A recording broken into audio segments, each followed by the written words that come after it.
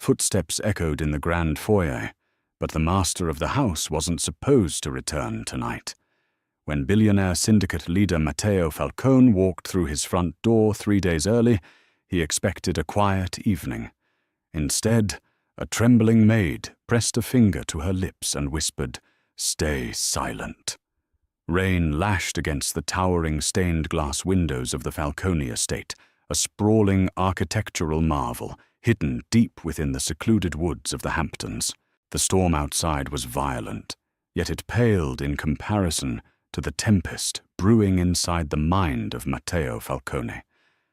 At 32, Matteo was the undisputed head of the most powerful organized crime syndicate on the eastern seaboard. He was a man composed of sharp angles, tailored Italian wool, and cold, calculated ruthlessness. For the past week, he had been navigating a treacherous labyrinth of alliances and betrayals in Palermo, Sicily. The trip was supposed to last another 3 days, but a close call with a rigged car bomb had abruptly altered his schedule. He had survived by a matter of seconds, leaving his enemies believing he was buried beneath the rubble of a Sicilian piazza. Seeking solace, Matteo had chartered a private jet in the dead of night, slipping back into the United States under the radar. He wanted nothing more than the quiet sanctuary of his home and the comforting embrace of his fiancée, Camilla Rossi. Camilla, with her aristocratic grace and soft voice, was the only untainted thing in his violently chaotic world. Matteo bypassed the outer perimeter security, using his master biometric override. He noted with a flicker of irritation that the usual guards patrolling the gardens were absent. The wrought-iron gates had been locked, but the grounds were entirely empty. He attributed it to the torrential downpour and made a mental note to severely reprimand the head of security in the morning. The heavy oak front door clicked shut behind him, the sound swallowed by the cavernous, dimly lit foyer. He unbuttoned his soaked Brioni jacket, letting it drop over a velvet chair, and drew a slow, exhausted breath. The house was profoundly still. The only illumination came from the sporadic flashes of lightning that threw elongated, jagged shadows across the imported marble floors. He unholstered his suppressed Heckler & Koch USP from his shoulder rig out of sheer habit, holding it loosely at his side as he moved silently down the hallway toward the master suite. The thick Persian runners absorbed the sound of his leather shoes. As he passed the alcove near the grand staircase, a shadow detached itself from the wall. Matteo's instincts, honed by years of survival in a merciless underworld, took over instantly. Before the figure could even register his movement, Matteo had crossed the distance. He grabbed the intruder by the throat, spinning them around and slamming them hard against the mahogany paneling. The cold steel of his suppressor pressed firmly beneath their chin. A choked gasp escaped the intruder. A flash of lightning illuminated the space, and Matteo's icy blue eyes narrowed in confusion. It wasn't an assassin. It was a woman. Specifically, it was Sophia Bennett, one of the newer maids on the estate's extensive staff. Sophia was clad in her standard dark uniform, her dark hair plastered to her forehead, with sweat, her chest heaving against his heavy forearm. She was trembling so violently that Matteo could feel the vibrations traveling up his own arm. But it wasn't just fear in her wide hazel eyes. It was absolute, unadulterated panic. "Don't!" She breathed her voice, barely a thread of sound. Matteo loosened his grip slightly, though he did not lower the weapon. "What the hell are you doing creeping around in the dark?" "Sophia," he demanded, his voice a low, dangerous rumble. "Where is the night staff? Where is security?" Instead of answering his questions, Sophia did something completely unthinkable. She reached up her small, trembling fingers, wrapping around his thick wrist, and forcefully pushed the barrel of his gun away from her face. Then she pressed her other hand against his chest, her eyes darting frantically toward the corridor that led to the East Wing. She locked eyes with the most dangerous man in New York, and mouthed 2 words.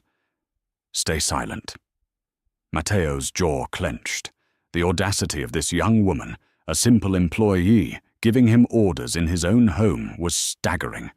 A surge of authoritative anger flared in his chest, but it was quickly extinguished by the cold logic that kept him alive. Sophia's terror wasn't an act. The sweat on her skin, the rapid bird-like thrumming of her pulse against his hand. It was real. Something was very, very wrong. "Explain," he whispered, leaning in so close that he could smell the faint scent of lavender and bleach on her skin. "They are waiting for you," Sophia whispered, back her lips practically brushing his ear to ensure no sound carried down the cavernous hallway. "Not here. Upstairs. The guards outside aren't taking shelter, Mr. Falcone. They're dead. The men currently holding the perimeter belong to someone else. If they know you're here, you won't live to see the morning." Matteo's blood ran cold. The estate was a fortress. To breach it without triggering an alarm required inside knowledge. It required the highest level of clearance. It required someone he trusted implicitly. "Who?" Matteo breathed the word sharp and metallic. Sophia swallowed hard, her eyes pooling with unshed tears of terror. "I can't tell you. You have to see it for yourself. But if you walk up those main stairs, they will hear you. You have to follow me. Now." For a fleeting second, Matteo debated putting a bullet in her just to be safe. In his world, trust was a luxury that often bought you a casket. But there was a fierce, desperate sincerity in Sophia's eyes that gave him pause. She had risked her life simply by stepping out of the shadows to warn him. With a curt, nearly imperceptible nod, Matteo stepped back, giving her room to move. Sophia let out a shaky breath, turned and bypassed the grand staircase, leading him deeper into the labyrinthine shadows of the ground floor. Sophia moved with a practiced, ghostly silence that surprised Matteo. She navigated the darkness of the manor without hesitation, leading him away from the luxurious living quarters and toward the older historical section of the estate. Built in the 1920s during the height of Prohibition, the Falcone mansion was riddled with architectural anomalies, servant corridors, dumbwaiter shafts, and hidden passageways designed to keep the domestic staff entirely invisible to the wealthy elites who once partied in the main halls. Matteo knew they existed, of course, but he had never had reason to use them. Sophia stopped in front of a massive, heavily carved oak bookshelf in the library. She reached behind a row of leather-bound encyclopedias and pressed a concealed latch. With a soft, well-oiled click, the bookshelf swung inward, revealing a narrow, claustrophobic passageway, smelling of dust and aged wood. She stepped inside and gestured for him to follow. Matteo squeezed his broad, muscular frame into the tight space, the darkness immediately swallowing them as she pulled the bookshelf shut. The sudden deprivation of space forced them intimately close. Matteo's chest brushed against Sophia's back with every step as they ascended a steep, spiraling wooden staircase. The heat radiating from her body was a stark contrast to the freezing betrayal, slowly calcifying his heart. "Where are we going?" Matteo breathed his lips, grazing her hair. "The ventilation grate behind the walls of your private study," Sophia whispered back, not turning around. "They've been in there for the last hour." They. The word echoed in his mind. When they reached the top of the stairs, they found themselves in a cramped crawl space. Faint golden light bled through an ornate cast-iron grate near the floorboards. The voices bleeding through the metal were muffled at first, but as Matteo crept closer, kneeling beside Sophia on the dusty floorboards, the words became agonizingly clear. Should have been confirmed by now. Matteo froze. He recognized that voice instantly. It belonged to Damian Costa, his most trusted caporegime, his right-hand man, and a friend he had known since they were bleeding on the streets of Hell's Kitchen as teenagers. "Patience, Damien," a softer, more melodic voice replied. Matteo felt as if the floor had completely dropped out from beneath him. It was Camilla. He leaned his face against the cold iron grate, peering through the patterned slats. Inside his opulent mahogany study, Camilla was leaning against his heavy desk, swirling a glass of Macallan 25. She was wearing the diamond tennis necklace Matteo had bought her in Geneva, a gift to celebrate their upcoming wedding. Damien stood pacing in front of the roaring fireplace, running a hand through his dark hair. "I don't like it. The Sicilians promised the car bomb would be foolproof. If Matteo survived that blast, he'll tear Europe apart looking for the leak. We need to solidify the transfer of the Brooklyn ports before he realizes the call came from inside his own house." Camilla took a slow, elegant sip of her scotch. "Let him tear Europe apart. It will keep him distracted. By the time he realizes the hit was orchestrated from New York, we will have full control of the syndicate's accounts. The board already prefers your leadership style, Damien. Matteo is too cautious, too bound by his father's antiquated codes of honor." She set the glass down, walked over to Damien, and slid her arms around his neck. Damien didn't hesitate. He pulled her flush against him, kissing her with a hungry, possessive familiarity that made Matteo's stomach violently turn. Matteo's hand tightened around the grip of his gun until his knuckles turned a ghastly white. The urge to kick the grate out to step into the room and paint the Persian rug with both of their blood was a roaring fire in his mind. He shifted his weight, preparing to break the barrier. Suddenly, Sophia's hands were on his arm, gripping him with astonishing strength. She pulled him back, shaking her head frantically. "No!"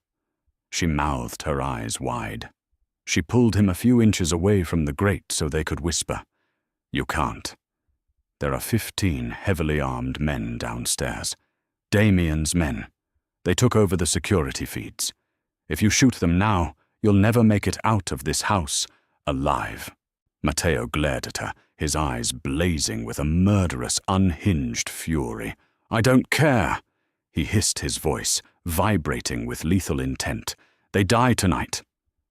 "And if they die tonight," Sophia retorted, her voice dropping an octave, losing its fearful tremor, and replacing it with a spine-chilling intensity, "what happens to your sister?" Matteo stopped dead. The rage in his eyes fractured, replaced by a sudden, paralyzing dread. "What did you say?" Sophia leaned closer, her hazel eyes locking onto his blue ones, refusing to back down from the monster she knew him to be. "Keep listening," she urged, pointing back toward the grate. Reluctantly, Matteo turned his attention back to the study. Damien pulled away from Camilla, a cruel smirk playing on his lips. "You're right. Even if he survived, he has no leverage left. Have your men fed Lily today?"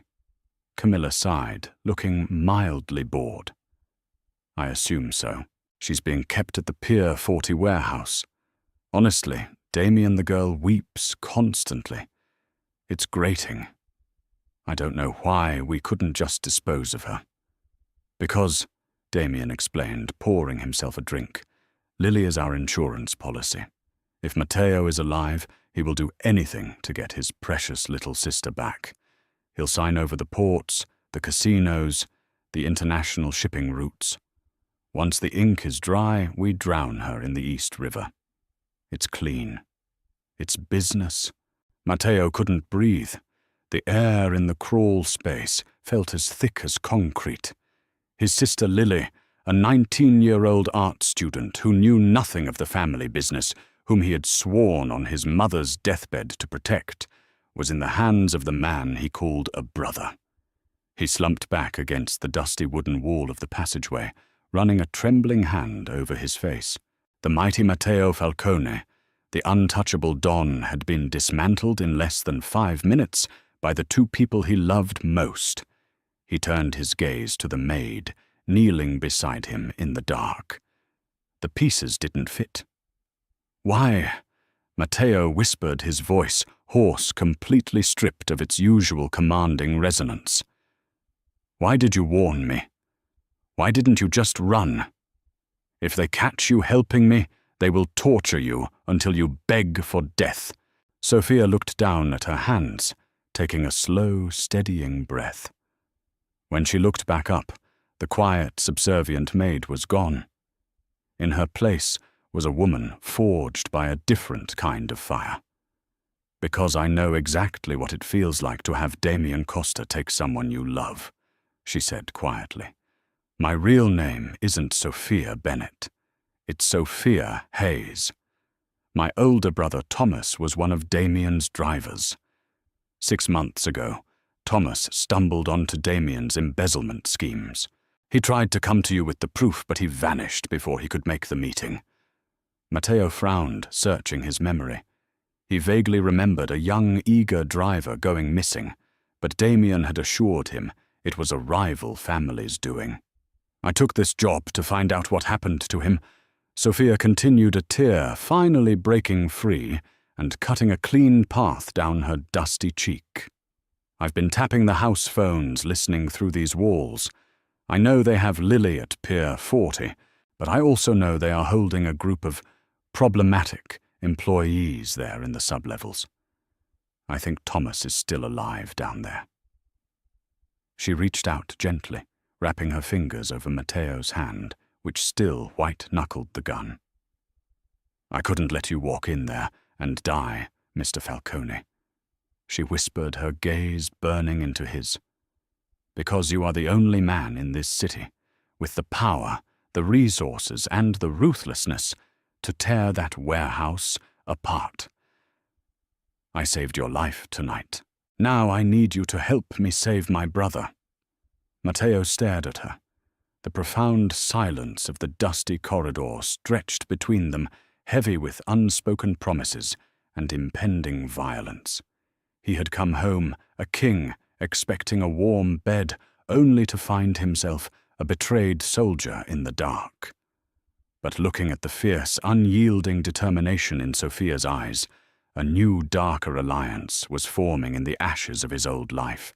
He slowly turned his hand over his larger, calloused fingers, intertwining with hers in the gloom. "They won't just die, Sophia." Matteo vowed his voice, a chilling promise that seemed to lower the temperature in the tiny space. "By the time I am finished with them, they will beg God for the mercy I am going to withhold. We get Lily, we get Thomas, and then we burn this empire to the ground." The descent into the bowels of the Falcone estate was a masterclass in silent tension. Sophia led Matteo down a crumbling brick shaft that had once served as a Prohibition-era liquor chute. The air grew damp, smelling of old earth and oxidized copper.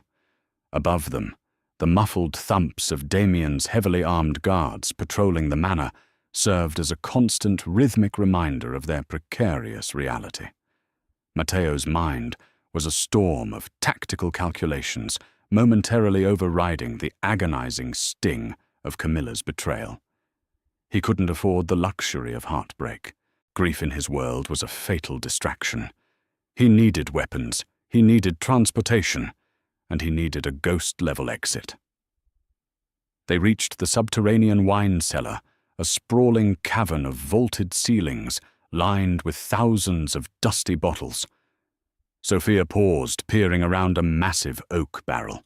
The cellar was clear, illuminated only by the emergency ambient floor lights. The main garage is guarded by at least 4 men. Sophia whispered, turning back to him. Her uniform was smeared with dust, and a streak of grease marked her cheek, but her posture was rigid with determination. "They have long rifles. We can't go that way." "We aren't taking a car from the main garage," Matteo replied, stepping past her. He navigated the labyrinth of wine racks with practiced ease, heading toward the deepest, darkest corner of the cellar. "And we aren't leaving unarmed." He stopped in front of a floor-to-ceiling iron wine rack, holding hundreds of bottles of vintage Bordeaux. Reaching behind a bottle of 1982 Chateau Lafite Rothschild, Matteo pressed his thumb against a concealed biometric scanner embedded in the stone wall. A tiny green light blinked in the gloom.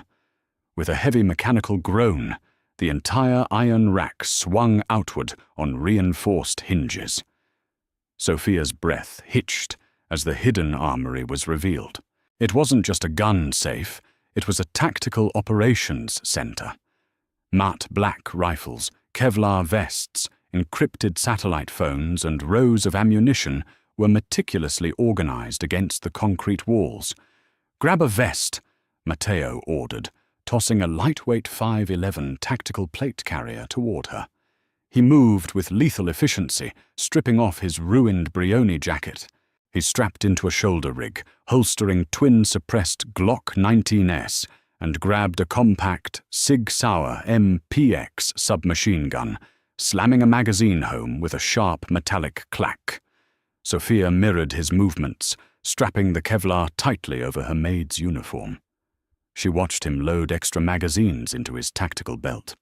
"You have a way out?" she asked, her eyes darting to a heavy steel door at the back of the armory. "A drainage tunnel," Matteo said, tossing her a high-lumen tactical flashlight. "It empties out half a mile down the coastline, hidden by the cliffside rocks. I have an off-the-books Audi RS6 Avant, stashed in a shipping container near the exit. Damien doesn't know about it. Nobody does." He paused, looking at Sophia. She was a civilian, a woman who had infiltrated a mafia stronghold, armed with nothing but a mop and a desperate hope to find her brother. Now she was preparing to storm a heavily guarded syndicate warehouse. "Once we are out, you can walk away, Sophia," Matteo told her, his voice dropping its authoritative edge for a brief moment. "I can give you cash. You can disappear. I will bring Thomas back to you. Going into Pier 40 is a suicide mission." Sophia met his cold blue eyes, her chin lifting defiantly. "Damien took my brother. He orchestrated a hostile takeover of your life. I'm not walking away until I see Thomas breathe free air, and until I see Damien's empire burn. I know the layout of the Pier 40 sublevels. You need me." A grim, respectful smirk ghosted across Matteo's face. She was right. He needed a spotter, and her iron will was undeniable. "Stay close to me," Matteo commanded, turning toward the heavy steel door. "And whatever happens in that warehouse, do not hesitate." He pushed the door open, leading them into the pitch-black drainage pipe. The sound of the ocean roaring against the cliffs echoed up the tunnel, masking their footsteps as they vanished into the stormy night, leaving the usurpers in the mansion entirely unaware that the true king had survived. Pier 40 was a sprawling, rusted behemoth, jutting out into the churning black waters of the Hudson River. Rain lashed against the corrugated steel roof of the warehouse, masking the sound of the sleek, matte grey Audi rolling to a silent stop behind a stack of abandoned shipping containers. Through the thermal scope of his rifle, Matteo surveyed the perimeter. 4 guards in heavy rain slickers stood near the loading docks, smoking cigarettes beneath an awning. They were relaxed, sloppy. They believed their boss had successfully assassinated the head of the family, leaving them untouchable. Cameras. Matteo muttered his earpiece linked to the tablet Sophia was currently hacking from the passenger seat. 2 on the roof, 1 panning the loading bay. Sophia reported her fingers flying across the glowing screen. "Give me 10 seconds. I'm looping the feed." She tapped a final command. "Done. You have a 3-minute window before the server flags the loop." Matteo slipped out of the car, blending instantly with the shadows. He moved like a phantom across the rain-slicked concrete. He approached the first 2 guards from behind. With terrifying synchronization, he grabbed the back of the first man's collar, pulling him backward while driving the hilt of his combat knife into the base of the second man's skull. The first man barely had time to gasp before Matteo incapacitated him with a brutal strike to the carotid artery. The remaining 2 guards turned at the faint sound of scuffling, but it was too late. 2 muffled thwips from Matteo's suppressed Glock dropped them instantly, their bodies sliding silently into the dark water below the pier. "Perimeter clear. Moving in," Matteo whispered into his comms. He breached the side door, entering the cavernous warehouse. It smelled of brine, diesel, and rust. Massive crates of illicit cargo were stacked 3 stories high. He navigated the maze, heading directly for the freight elevator that led to the sublevels. Sophia slipped through the door a moment later, keeping low her eyes, scanning the shadows. "The holding cells are through the boiler room," Sophia whispered, pointing down a dimly lit concrete corridor as they exited the elevator. As they moved down the hallway, 2 heavily armed enforcers stepped out from a side office. Matteo didn't break stride. He raised the Sig Sauer, firing a short, controlled burst that neutralized both threats before they could even raise their weapons. The violence was cold, calculated, and deeply personal. He kicked open the heavy iron door of the boiler room. The heat was oppressive, the air thick with the smell of sulfur. Along the far wall, a row of reinforced steel cages stood illuminated by flickering fluorescent bulbs. "Lily!"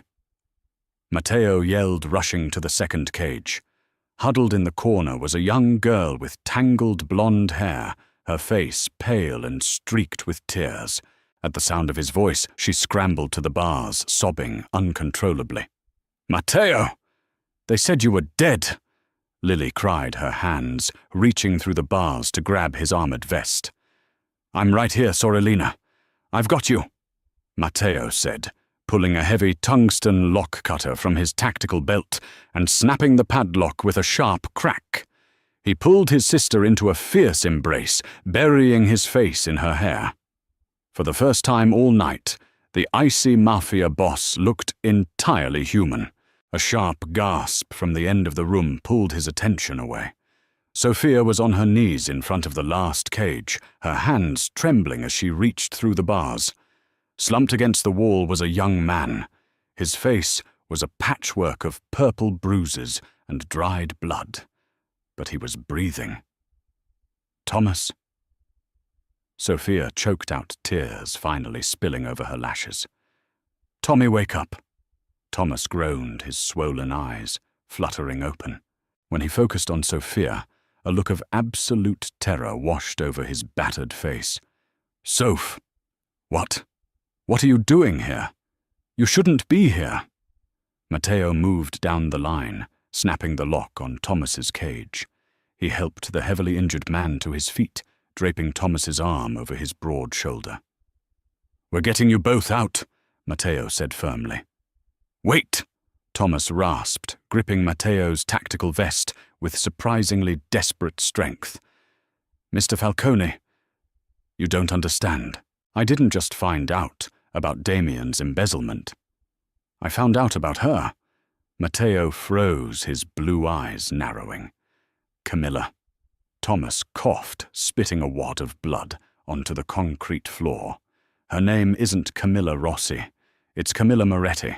I found encrypted wire transfers on Damien's laptop. She is Don Lorenzo Moretti's bastard daughter from Naples. The whole engagement, the merger, it was a Trojan horse. The Moretti cartel didn't just want the ports. They wanted to decapitate your syndicate from the inside." The silence in the boiler room was deafening, save for the roaring of the furnaces. Matteo felt the floor tilt beneath him. The betrayal was deeper, more venomous than he could have ever imagined. Camilla hadn't just been sleeping with his right-hand man for power. She was the heir to his father's oldest, most bloodthirsty rival.